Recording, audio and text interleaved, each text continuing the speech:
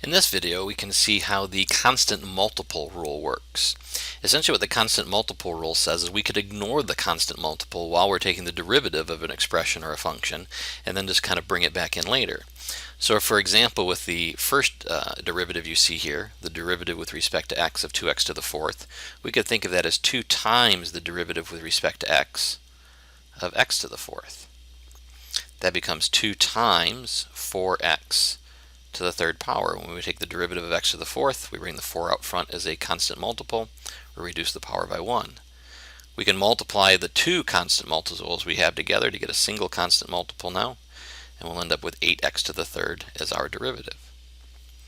In the second example, we can pull the negative 3 out, and we'll have negative 3 times the derivative with respect to x of x.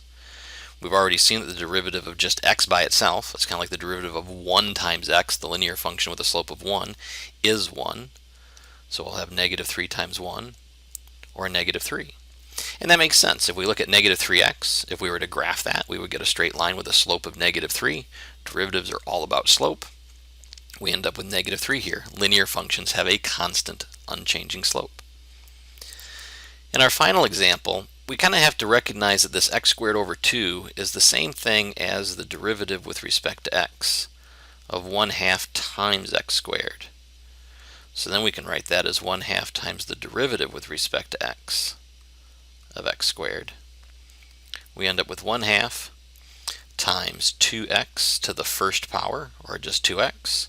And when we multiply a half by x, we end up with just x. So the derivative with respect to x of x squared divided by 2, same thing as the derivative with respect to x of 1/2 x squared, and that works out to be just x, or 1x if you prefer, when you're done.